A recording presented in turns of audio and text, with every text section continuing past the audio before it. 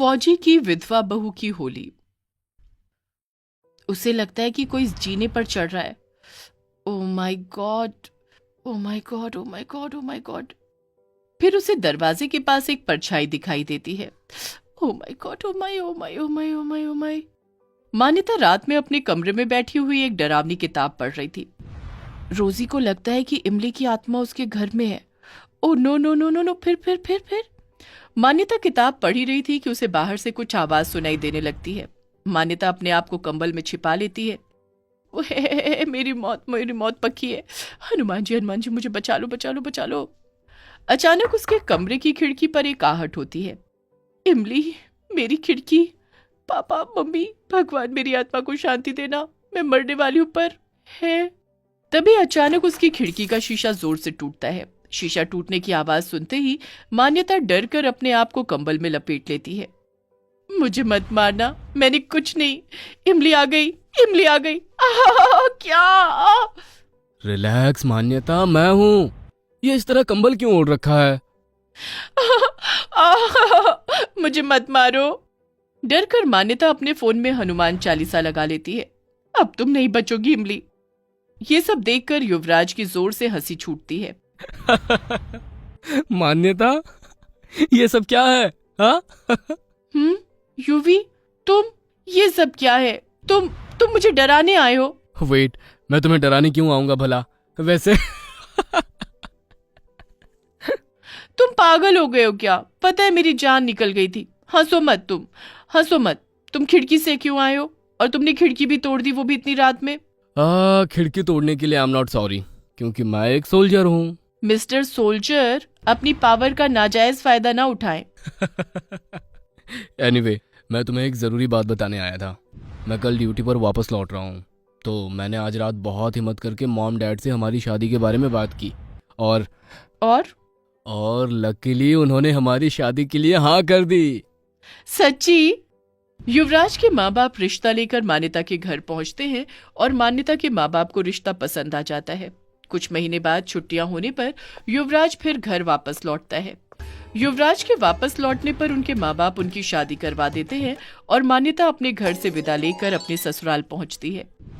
लेकिन मेरा दिल जीतने के लिए तुम्हें ये साबित करना होगा कि तुम इस घर की बहू होने के लायक हो या नहीं। बहू तो मेरे बेटे की पसंद जरूर होगी। हमने हमेशा ही अपने बेटे की खुशियों का ख्याल रखा, इसी वजह से हमने उसकी शादी तुझसे करा दी। समझ रही हो ना? जी माँ जी। मान्यता बड़े ही चुलबुले मिजाज की अपने माँ बाप की इकलौती बेटी थी। वो बड़े ही नाजों में पली बढ़ी थी।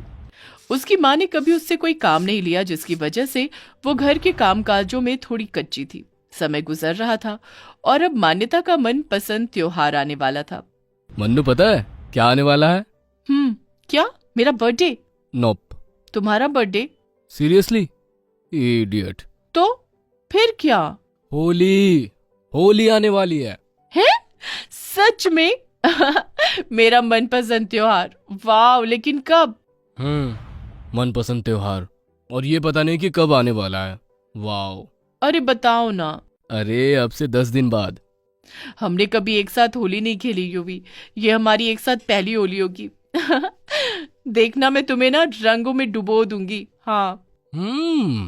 देखते हैं कौन किसको ज्यादा रंग लगाता है। बेट। बेट। 2 दिन बीत जाते हैं। ये क्या कर रहे हो युवी? कहाँ हो तुम? खाना ठंडा हो रहा है। युवी, युवी। मन्नू, अभी अभी मिलिट्री से एक इम्पोर्टेंट नोटिस आया है। मुझे कल ही ड्यूटी पर वापस लौटना होगा। तुमने वादा किया था कि हम इस बार एक साथ होली मनाएंगे। ये क्या कह रहे हो? मन्नू, मैं अपनी पूरी कोशिश करूंगा कि मैं होली से पहले घर वापस लौट सकूं। तुम दोनों क्या कर रहे हो? खाना नहीं खाना है क्या? मान्यता, युवराज, युवराज ये क्या बेटा, कहाँ जाने की तैयारी में है? युवराज अपने परिवार को सारी बात बताता है। उसके यूं इतने अर्जेंटली ड्यूटी पर वापस जाने की वजह से उसके परिवार वाले थोड़े दुखी हो जाते हैं। अगले दिन सुबह युवराज अपनी गाड़ी में बैठकर अपने घर से रवाना हो जाता है। उसके बाद सभी घर वाले घर के अंदर चले जाते हैं, लेकिन मान्यता अभी भी खड़ी हुई उस रास्ते को देख रही थी जिस रास्ते से युवराज की गाड़ी जा रही थी। अरे वहीं सो गई क्या? बहू, ओ बहू। आई माँ जी। इसी तरह 2-3 दिन बीत जाते हैं। युवराज के जाने के बाद सुगंधा मान्यता के साथ कठोर व्यवहार करना शुरू कर देती है। बहू, तू मेरे लिए गए सारे इम्तिहानों में नाकाम रही है। तू मेरा दिल नहीं जीत पाई। मैं अपनी पूरी कोशिश कर रही हूँ माँ जी। ऐसा मत कहिए माँ जी, प्लीज मुझे एक और मौका दे दीजिए। परिवार का दिल प्यार से नहीं, हुनर से जीता जाता है भाभी। मौका भी काबिल लोगों को दिया जाता है, और वो तो आपके पास है नहीं। मान्यता के पास अपनी सास और ननद की बातों का कोई जवाब नहीं था। वो बेचारी चुपचाप खड़ी रह जाती है। अगले दिन मान्यता युवराज को फोन करती है। हेलो, तुम अपना ख्याल रखना। कब आ रहे हो तुम? युवी, तुम ठीक हो ना? तुम अपना ख्याल ठीक से रख रहे हो ना? 2 दिन बाद होली है, तुम कब आ रहे हो? तुम्हें अभी भी होली की पड़ रही है? हाँ, अगर तुम नहीं आ सकते तो कोई बात नहीं, बस मुझे तुम्हारी याद आ रही है। नहीं नहीं, अपना ख्याल रखना। ठीक है। आपको एक खुशखबरी दे दूं मैडम जी, मैं कल ही आ रहा हूँ। क्या? सच में? इतना सुनने के बाद मान्यता की खुशी का ठिकाना नहीं रहता। वो बड़ी खुशी से सारे काम करती है। आखिर ये उसकी शादी के बाद पहली होली थी। मान्यता इसी खुशी में सुबह जल्दी उठकर काम में लग जाती है। लेकिन अगले दिन सुबह सुबह कोई उनका दरवाजा खटखटाता है। माँ, देखिए ना इतनी सुबह सुबह कौन दरवाजा खटखटा रहा है। मान्यता खुद देख लेगी, तू सो जा। मान्यता जैसे ही दरवाजा खोलती है तो उसे वो मंजर देखने को मिलता है जिसकी उसने कल्पना भी नहीं की थी। उसका शरीर सुन्न पड़ जाता है और उसकी आंखों से आंसुओं का सैलाब बहने लगता है।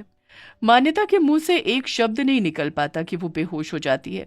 आवाज सुनने पर सुगंधा वहां पहुंचती है तो उसके पैरों तले जमीन निकल पड़ती है। वो देखती है कि उसके दरवाजे पर बहुत से लोग खड़े हुए थे और उन्हीं के बीच उसका बेटा भी था जो अब इस दुनिया में नहीं रहा। क्या हुआ तुझे? युवराज, युवराज आंखें खोल बेटा। युवराज, मेरा बच्चा, मेरा बेटा। सुगंधा के रोने की आवाज सुनकर उसका पति और उसकी बेटी भी वहां पहुंचते हैं। उनके परिवार में मातम फैल जाता है। भैया, भैया, ये क्या हो गया आपको? युवराज, आंखें खोल बेटा। हमसे बातें कर, ये क्या हो गया भगवान? थोड़ी देर बाद जब मान्यता को होश आता है तो वो मन ही मन भगवान से प्रार्थना करती है कि ये सब सिर्फ एक सपना हो। लेकिन अफसोस, वो एक सच्चाई थी, एक बेरहम सच्चाई। मान्यता देखती है कि उसका घर लोगों से भरा हुआ था। चारों तरफ रोना पीटना मचा हुआ था। युवी, युवी, युवी, तो तेरी वजह से मेरे घर में ये सब हुआ। मेरे बेटे को डस गई नागिन। तेरे आने से मेरा घर उजड़ गया। सुगंधा मान्यता को खूब सुनाती है लेकिन मान्यता को कुछ सुनाई नहीं देता। वो गम में इतना डूब गई थी कि मानो उसके कान भी बंद हो गए थे। सुगंधा मान्यता को जोर से तमाचा मारती है। ये क्या कर रही हैं आप? मेरी बेटी ने किया ही क्या है? इस सब में इसकी क्या खता है? इसे इसकी सजा जरूर मिलेगी। ये मेरे बेटे को खा गई। ये जहां मेरी बेटी की कोई इज्जत ही नहीं, वहां मैं अपनी बेटी को एक पल न रहने दूं। अब यहाँ एक पल नहीं। मुझसे बहुत बड़ी गलती हो गई जो मैंने अपनी बेटी को तुम्हें सौंपा। मान्यता, चल बेटा, तू हमारे साथ घर चल। तू यहाँ नहीं रुकेगी। मैं कहीं नहीं जाऊंगी माँ। ये क्या कह रही है बेटा? मैं तुझे यहाँ नहीं रहने दे सकती। ये लोग तुझे जिंदा दफना देंगे। अपनी माँ के लाख कहने पर भी मान्यता वहां से नहीं जाती। अगले दिन होली पर सुगंधा मान्यता से पूछती है, मेरे बेटे को तो तू डस गई। ओ नागिन, अब क्या हमें भी डसना चाहती है? तू अपने माँ बाप के साथ क्यों नहीं गई? इस घर के हर कोने में युवराज की यादें बसी हैं। मैं इस घर को छोड़कर कहीं नहीं जाऊंगी। बस बहुत हो गई डायलॉग बाजी। अब अपना बोरिया बिस्तर बांधो और दफा हो जाओ यहाँ से। तुम्हें एक सेकंड भी अपने घर में नहीं देखना चाहती मैं कहीं नहीं जाने वाली। ये घर मेरा भी है। इतना कहकर मान्यता भागकर अपने कमरे में चली जाती है और दरवाजा बंद कर लेती है। वहां वो अपनी खिड़की से देखती है कि हर रोज रंगों की मनभावनी छटा थी। सभी के चेहरे पर होली के रंग गुलाल सजे हुए थे, तो वहीं विधवा बहू के तन पर सफेद साड़ी थी। सभी किसी तरह होली खुशी खुशी मना रहे हैं। ये सब उससे देखा नहीं जाता और वो वहीं बैठकर रोने लगती है। तुमने अपना वादा तोड़ दिया युवराज, ऐसा क्यों किया तुमने? क्यों किया, क्यों किया? मान्यता अपने कमरे में बैठी खुद से ही सवाल कर रही थी, लेकिन उन सवालों का जवाब देने वाला वहां कोई नहीं था। वो रो ही रही थी कि तभी उसे एक आवाज सुनाई देती है, मन्नू, हैप्पी होली। आवाज को सुनते ही मान्यता चारों तरफ देखने लगती है कि तभी उसकी निगाह सामने दीवार पर लगे शीशे पर पड़ती है। वो देखती है कि उसके गाल पर गुलाल लगा हुआ था। ये देख मान्यता चौंक जाती है। क्या ये तुम हो युवी? जब आप तो तुम मेरे साथ हुई हो ना युवी?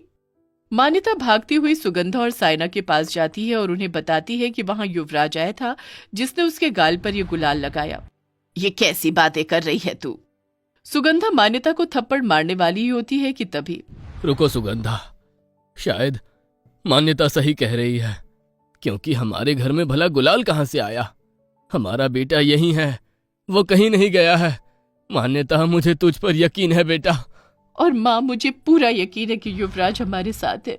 मेरे प्यार में इतनी ताकत है कि दुनिया की कोई ताकत हमें उनसे जुदा नहीं कर सकती, मौत भी नहीं।